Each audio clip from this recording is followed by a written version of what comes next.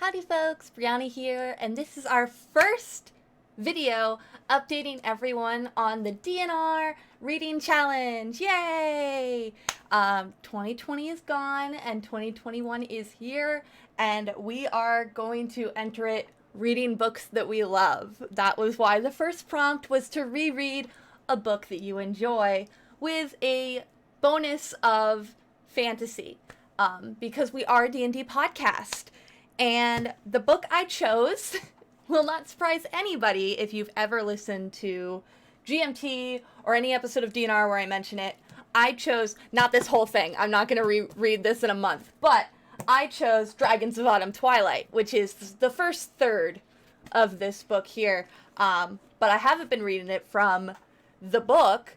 I've actually been listening to the audiobook of it to see if it's as bad as everyone says it is, which honestly, I don't think it is. My sister, Jamie, told me that she was listening to it, and she didn't think it was as bad as everyone was making it sound.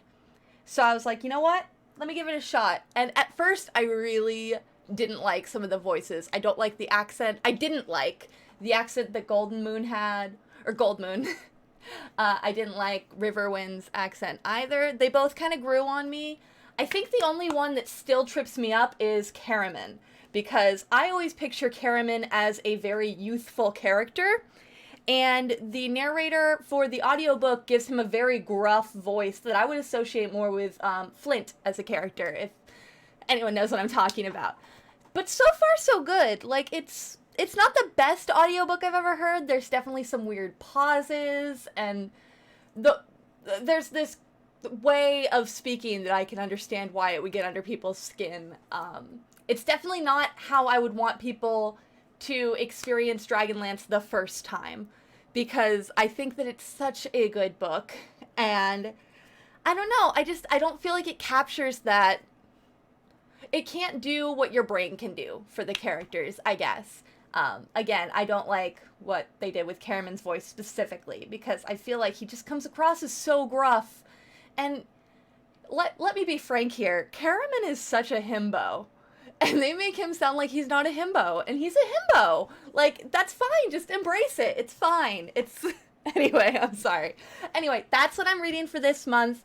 I cheated a little bit and started listening December 23rd, I think. And that was only because, again, doing the audiobook and knowing when you read the audiobook, you're listening, but, like, it's exactly how long it says it's going to take. It's going to be 19 something hours for me to listen to this book. Whereas when I'm reading physical media, it takes as long as I feel like I want it to take. Like, it still has a set amount of hours, but it doesn't feel as long, I guess, and it's easier. I don't know. The point is, I started a little early because I was worried I wouldn't finish it. 1 second, let me tell you how much longer I have left.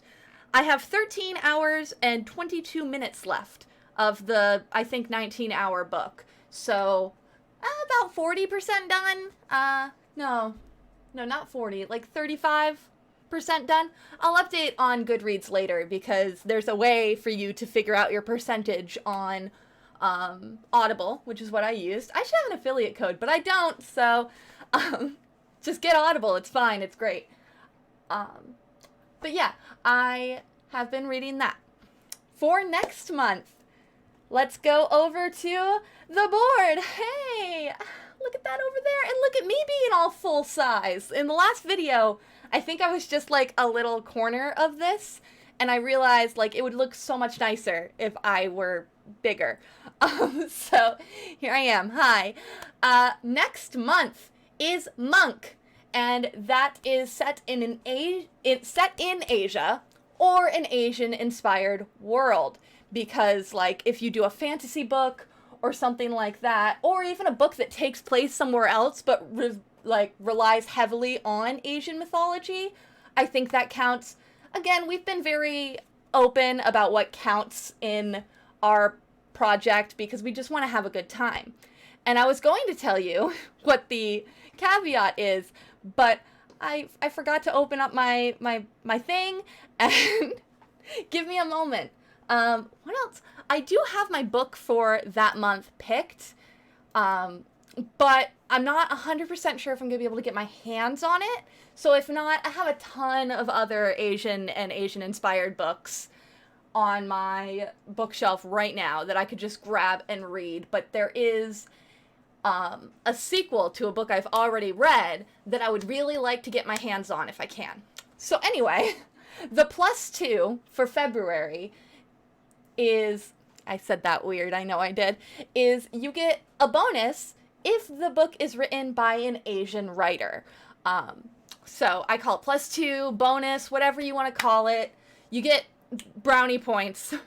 Everything's made up and the points don't matter, but you get extra brownie points if your Asian or Asian-inspired book is written by an Asian author. So, with all of that said, I do want to keep these short and quick and to the point, so I'm going to end it here. And I hope you all have a great month. I hope that your New Year's and holidays were great. And I hope you have a happy time reading. All right. Let me tab back now. This is awkward. Okay. I'm gonna go bye.